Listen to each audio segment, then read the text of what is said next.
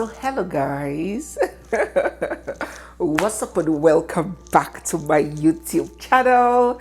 It's me, your girl barrister Neze, and this is Nezeville. Crack crack crack crack crack crack.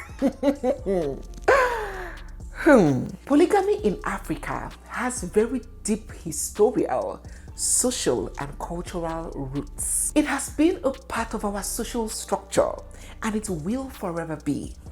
And the sooner you and I accept that, embrace that and realize that, the better. Let's go to the roots. Let me take us on a time travel back to the beginning. There was a time in Africa's history where the strength and the worth of a man was in his numbers. Numbers defined his status, his prosperity, and his legacy. Be it the size of his herd or flock, or the number of children he fathered, or perhaps the number of wives that he could accumulate and care for. It was about the weight of his numbers. Taking it a step further, this weight and importance to numbers was not only restricted or confined to the African society. Kings and rulers from time immemorial, even as far back as the time of the Bible, were respected, ranked and feared due to the numbers that they controlled or they commanded. When referencing the king, you would hear something like King Rufus the Great, second of his name. He had 100,000 men, 10 heirs to his throne. Men were not feared and respected based on their level of education or by how far traveled or well spoken they were. It was primarily about the numbers. Okay, let's go back to Africa. A quick reminder, if you're new here, seeing my face for the first time, or if you've been watching without subscribing, don't forget to hit the subscribe button. Give this video a big thumbs up. There's going to be lots to learn here. Drop all your comments down in the comment section and stay glued there, for we have so much more coming your way. Let's go back to Africa. In Africa, polygamy was very highly economically advantageous. More wives meant more children, and more children meant more labor. More labor for farming, for hunting, for molding, and for all other house chores and tasks, thus increasing the family's productivity and maybe wealth. What about the respect and the protection that it brought? A man with no children or one son can easily or could easily have been bullied or chanced than a man with 18 sons. Men Casanobe, who born you? Who born you to want to chance that man and take his land? Or even fight him? His battalion of children from these many wives were his shoulder pad, his security investment. And don't forget that that would also mean more rights, more standing in communal decisions. Because maybe when the king's men are making decisions and it is by votes, because of your numbers, your family will have higher representation and stand a higher chance. It was even some form of flex and competition back then that his rival chief, Chief Rufus, he has 3 wives and 11 children. Okoya, I will show him that I pass him. Chief Ononibaku would then marry 5 wives and have 21 children. And don't forget that the cost of raising children back then is not as it is now. Cost aside, even the dedication and the presence, the commitment needed to bring up well-rounded children today is nothing compared to what it was back then. Then parents can leave a 2-year-old child with his 7-year-old sibling and go to farm. The child go chop red sand tire. He will cry, kata will be everywhere in his face. When he finish crying, he will keep quiet. He will still grow up and turn out right. He will not fall sick. He will not die. Nothing will happen to him. But today, any small dust infection don't come. To give the best now, a lot more is going into parenting. Homework, sex education, mental health, bullying, immunization appointments, PTA meetings, inter-house sports, You teach this, you teach that. You plan your career projection. Just 3 children and you are fainting already. Back then, it's community that will help you raise those your 20 children and they will stand gidigba. Then there was the very crucial one, the importance of maintaining lineage. More wives, more children, more possibilities of sons to carry on the family name. A woman may get married and may be unable to bear children, or may bear one and pregnancies would choose not to come again. There was only one option, straight up, another wife. Remember that there was no advancement of medicine. There was no IVFs or calculating ovulation or knowing and managing PCOS. The only solution was another wife. Secondly, a woman may not have sons. You guys know the importance of having sons back in the day. And because of the lack of education and knowledge at the time, it was generally believed that it is a woman who determines the child that will come out from her, the gender. So when a woman bears the first one, girl, 2, 3, 4 girls, the next rational thing at the time was, let me try another woman and see if that other woman would bear me sons. It is now that science has opened our eyes to the fact that it is the man that determines the gender. And it is not a matter of another wife, another person. It is same wine, same content in different bottles. Oh, polygamy. What a wonderful necessity it was. Should we talk about child mortality rates at the time? Oh, it was alarming. Medicine and science hadn't developed to the level that it has today. Medical solutions were not as accessible as they are now. And what we call simple sicknesses today, that one shot of immunization has cancelled for the rest of one's life. Measles, chickenpox, smallpox, tuberculosis, malaria, they were clearing children in their numbers. Polygamy and having a lot of children was like an insurance for the family. You see a woman, she would bear 11 children. At the end of the day, now 4 remain. Come on now, why are you looking at me like you don't know? We all have that grandma that started off having 15 children, but before adulthood, it's only 3 children that she has left. When they were small, 12 has died. And because one woman would not bear 25 children, so polygamy was the option to have these many children just in case. Even kings and chiefs used polygamy as a tool for creating political alliances between villages and towns. And it was a workable system at the time. Let us not forget that it was very prevalent in times where women were viewed and perceived as commodities and properties to be acquired. They were not ranked the same human that men were. They were viewed as items whose whole existence should be for the pleasure of the men, their lots. And your value as a woman then dwelled not in what you were capable of as an individual, but in the status of the man who married you. So just like every other property, they were up for grabs. They were up for acquisition. And as a man can have 7 cattle, he could also have 7 wives. Please follow me. We're getting somewhere and we're almost there. We're in gear 4. So true to it, polygamy was our culture. And because cultures do not operate in a vacuum, there is always a reason why a group of people chose to adopt a certain way of life. Why a group of people formed some certain behavior that over time became customary to them. And what I have done for now is elucidate the reasons why polygamy was not only highly desirable, but was widely practiced. And then times trickled down to our parents' time.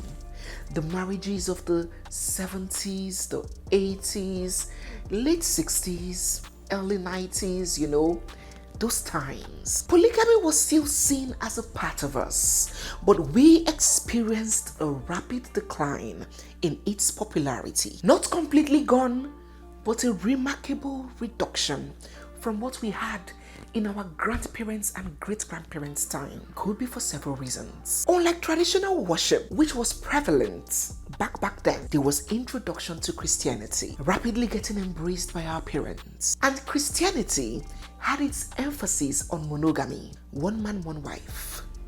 Two shall become one. Adam and Eve, not Adam, Eve and Lovett. People started reading Bibles and drawing perspectives from it. And they wondered, if it was God's design for polygamy, why did he make only Eve for Adam? Why didn't he make two women, one here, one there? And even the Bible's first record of polygamy, the story of Abraham, Sarah, and Hagar, there was a very crucial reason for the polygamy. The wife was barren. They had waited patiently up until their old age. And the wife herself, oh my God, there was consent. Not only was the wife a consenting party, she was the initiator of the polygamy. And she got her maid Hagar. And she told her husband, honey, fire on. Abraham looked left, look right. He said, baby, what are you saying? Sarah said, how we go take do? Daddy, love him. We have stayed, we are almost 100 years, no child. I give my permission. Laddie's girl. So there was a reason for that behavior, and there was the consent of the wife. So Abraham, as guy man where he be now, he did his thing. The lady bore a child, and yet the Bible recorded that as Sarah saw that child Ishmael, she was not happy. Even the Bible recognizes that no woman is happy to share her money. She looked upon the child and she was not happy. And she told her husband, sweetheart, send them away. And without question, Abraham sent the lady and her child away. And the marriage became monogamous once again. Genesis 21 verse 9. Hallelujah, somebody. So people started embracing Christianity and the dictates of the Bible. And then modernization and urbanization began spreading. People were not only confined to the knowledge of what they saw within 10 kilometers in their villages. They were moving to the cities. Some were even traveling abroad. They began getting exposed and evolving on several concepts. And for the women, they were no longer properties up for grabs and acquisition like their mothers were. Women started going to school. Women started having a voice, an opinion. They started getting jobs and attaining financial independence. They began realizing that being a wife is good, but was not all there was to a woman. And so the master-slave relationship of the previous time was fast depreciating. It was a small voice, but at least there was a voice. All of these factors naturally reduced the appeal of polygamy at that time. Don't forget that the major factors that made polygamy a thing, a necessity in the 40s and the 50s were fast withering off. There were now solutions for infertility. Men didn't need 20 sons anymore to protect them. They could now make money and arrest whoever wants to chance them. Other parameters for measuring success were now springing out by the day. Men were now being weighed and judged on other things, several other factors like the level of education, the quality of their jobs, their connections, their intellect and their social skills, their technical know-how and their financial strength. It wasn't purely all about numbers anymore. Now, just as I said, I didn't say that it was eliminated. Polygamy became eliminated. No, I said it's drastically reduced in our parents' time. Many of those watching me that were born in the 80s, in the 90s, you would admit that our fathers had only one wife.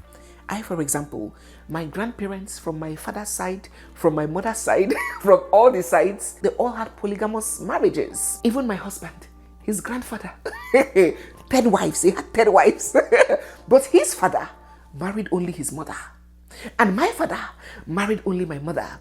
And even assessing it from my immediate surroundings, if I had like 20 to 30 uncles, I could pick like one who had more than one wife. So it was fast becoming not the in thing anymore, unlike our grandparents and great-grandparents. Follow me, let's go here. And now it has come to our age and time, the 21st century. And where are we with polygamy? If I was told that in this era, this age and time of AI, robotics, sitting down in your house and making millions of dollars, technological advancements, progressive thinking, if I was told that I will sit down here and be arguing and be fighting polygamy merenka, polygamy emenka, poly, I would have said it's a lie. I am shocked that this is such a huge thing. I'm not saying that I'm shocked that it still exists. It would forever exist. But I'm shocked that it is still a huge thing, even amongst some very young people. If you think I'm lying, look at this video that we did on Regina Daniels and the polygamy wahala. Go to the comment section, see the number of comments that video amassed. Any topic, any discussion, any public debate on polygamy, you need to see the reactions. You'll be wondering, where have I been? Young men of the 21st century are still fighting and insisting on polygamy. Polygamy is our culture. Polygamy is our custom. And their reasons is what even baffles me. Not like, oh yes, polygamy is very important in the event that a woman cannot take in, he doesn't have money for IVF, getting another wife, it's okay. Or polygamy fosters closer family ties and closer bonds between siblings. Or polygamy. I'm not even seeing such reasonable projections. The sole purpose why these arguments are being had is because it is our culture. Cultural man.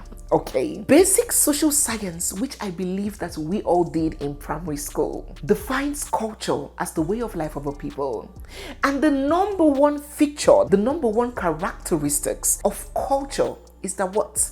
It is dynamic, meaning it is not static. It changes, it evolves, it can even go extinct. I'll give you an example. DNA. Deoxyribonucleic acid test.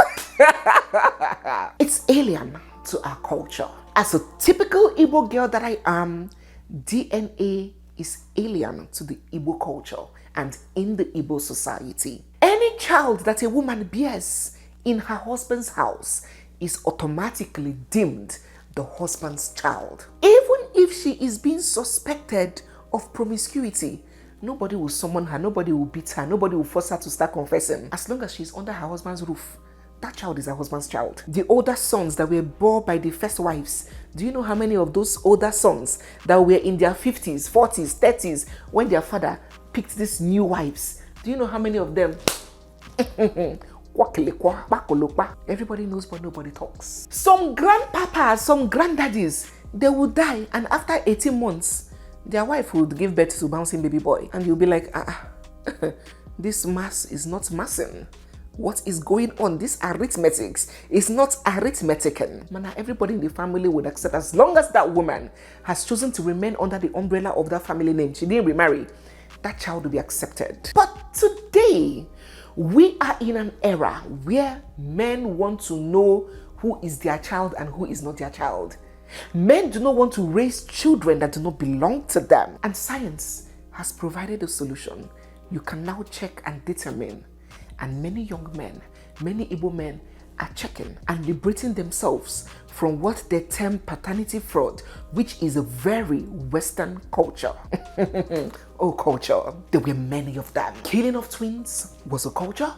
Worshipping of deities and idols was a culture. Human sacrifice was a culture. Wrestling to win a bride's hand in marriage was our culture. Even in my place, there's something we call Ikwezi. If you're not following my African Folktale channel, go and follow it. You will see all these stories, so many true life stories I tell you guys there. We have a culture in my place, Ikwezi, where you reach puberty, you go and perform some sacrifices. And one of those things that you have to do is to go to the river, walk to the river, to the full glare of everybody, topless, your whole breast out. I saw my aunties do it. But do young girls now want to do it? Want to walk around with their breasts? No, nobody is doing it again. They might satisfy the other parts of it, but that part, They have declared it's not the culture anymore, and nobody is beating them because they understand that that practice does not fit contemporary times anymore. So cultures change. Even as far back as the Bible, the era of the Bible, it was the culture then for women not to talk in the temple. If you have any questions, when you go home, ask your husband. How dare you? But now we have women owning churches and mounting the podiums. Would they go to hell? No. It's just a change in times. Slavery, which I personally consider the biggest calamity that has ever befallen mankind, was endorsed by the Bible, was part of the culture at the time. A practice that entailed killing people at will, hanging them upside down, raping innocent women and children, slave trade. I don't know whether you guys watch movies or you've read about slavery. You would weep at what our ancestors went through, but it was endorsed by the Bible. It was the culture at the time. But will any religious house or religion or anybody endorse slavery today? No, because the cultures have changed. It has evolved, and everybody is now pro dignity of the human being. Belief systems are bound to change as generations unfold, and if you check any culture that is being insisted on remaining, on being followed, check well, you see that that culture puts another set of people at an unfair advantage. That culture is unfairly favorable to one person while diminishing another person. That's where you see cultures that are being fought not to evolve, even when it's not fitting of the times where it's being practiced. It happens everywhere. It's just human nature. Human beings get upset when you want to take something that they are benefiting from them. They would rise up, they would insult you, they would call you names, they would oppose it. It is human nature. Even in an office, maybe there's this office where it's like a civil service and they come to the office by 10 o'clock and they leave by 12 and they just act anyhow, no productivity. They're allowed to do whatever they want to do. If there's a new management that wants to instill discipline and the boss is saying you clock in by 8 and you leave by 4, and if you don't do it, you won't be paid your salary, and there's checks and balances, a lot of people will be aggrieved. They'll be upset. They will start calling that boss wicked. Why? Because the practice that existed was favorable to them. And no human being wants to move from what he is enjoying. So the question now is, does a union between two people, where one person, one party in that union is entitled to one thing, but the second party in that union is entitled to 3, 4 or more, is such union befitting of the current times? Drop your opinion down in the comment section. Oh, I love to read opinions. I love to know how people think, and I always prefer when it is not just sentimental and when someone does not speak what you want, you get offended, you get angry. No, you don't have a place here if you're like that. We want a logical reasoning. If you believe that such union is still sustainable, is still necessary in modern times, please drop your reasons down in the comment section. You can support it with some logical arguments so we can all learn and be open to diverse perspectives. Maybe I'm not talking to my Muslim brothers and sisters. I'm a Christian, obviously, and I've always wanted to read the Holy Quran, but I haven't yet. I will. But I hear that the Holy Prophet Muhammad, peace be unto him, had something to say about polygamy, and it was couched around these weddings. Marry those that please you of other women, 2 or 3 or 4. But if you fear that you will not be just, then marry only one. Oh, these prophets. You see, these prophets are so wise. Their wisdom is incomprehensible. It just reminds me of our own Messiah in Christianity, our Lord Jesus Christ. When the woman, the sinful woman, the adulterous woman was brought to him, he knew that they wanted to nail him. He knew that they were looking for a way to pin him on blasphemy. He knew it was a trap. And when they asked him what they should do to such an immoral woman, if he had outrightly said, "Don't stone her," they would have accused him of going against the law of Moses. They would have accused him of blasphemy. They would have taken his life. But Christ was wisdom personified. And not just only was he wise, he was a very just and equitable man. Christ did not like oppression. Anybody that is a true Christian, any man or woman that is a true Christian, will not oppress their spouse, because Christ, that is the pillar upon which Christianity was formed, is very anti-oppression. Christ, in his ultimate wisdom, he said, Pharisees, look at my handle. Sadducees, asikwala nansi. Scribes, abego. I did not say you should not stone. Stone her now. She is an immoral woman. This is what the law of Moses has said. Mana, you know that it does not make sense for fellow sinners to be stoning and killing another sinner. Let the person that does not have sin stone her. Stone, no, but let the one without sin be the one to stone, because he knows that everybody has sin. So he kept that clause to protect himself and to protect the woman. And they were confused. They were baffled. They didn't know what to do. And the Bible said one after the other, they walked out. And Christ looked at the woman and says, go, your sins are forgiven. The clause. So here we have the holy prophet saying, if you can love equally, treat equally, the same exact degree of love and fairness, the same level of kindness and empathy, if you can. Oh yeah, go ahead. How many can? Is it possible to love 4 people in the exact same degree and fashion equally? And Surah 4, 129, it says, the Holy Quran, it says, you will not be able to treat your wives with absolute justice, not even when you keenly desire to do so. Oh my God, my Muslim brothers and sisters in the house, help us interpret this in the comment section. And so we have a man who is like the worst creature when it comes to multitasking. If a man is washing plates here, cleaning here, and frying plantain, before you know it, plantain go burn. It's not because he's clumsy, it's just in their nature. They are very focused human beings. If you give them this task one after the other, they would execute it with precision and perfection. But if you tell him, honey, when you are going here, buy this, then pick this thing up, don't wash the car when you are coming, branch at number 6 and do this one, then on your way you follow right, and now you must leave one. He will skip one. So this set of people that suck at multitasking suddenly believe that they can now multitask marriage with 3 different women or 2 different women that are the most complicated creatures in the world. A woman that can see another person and hate the person in an instant just because the person greeted everybody on the table and forgot to greet her. That person has become her enemy that day.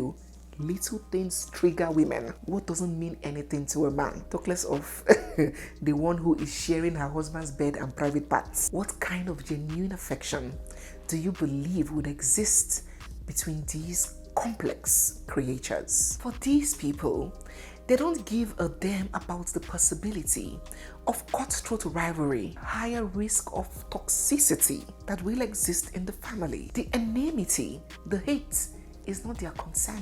They care so much for just themselves, and what is paramount to them is the satisfaction of their kokoro. To bring this video to an end, polygamy is a part of us and will forever remain a part of us because of the dynamics of our society. It will still be there, and it can never ever bother me what 2, 3 or more people voluntarily choose to do with their lives. My concern has always been centered around doing it right and doing it with people who desire it, not imposing it. And even modern day legislation is cognizant of the fact that given the present day and time, some people do not want that, while some others do.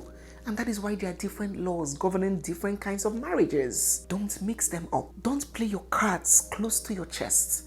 Keep your cards on the table. Women that reason like you will still gravitate to you. And you see some people comparing the Arabs. How the Saudi Arabia women, the Arab women, they have been practicing Okoro polycarp in Onitsha main market, that he will open 2 shops selling spare parts or selling plumbing tools. He will be in one, the wife will be in one, under the scorching sun, suffering. Then when she's approaching 50, 55, you now spring surprise and say you are polygamous in nature.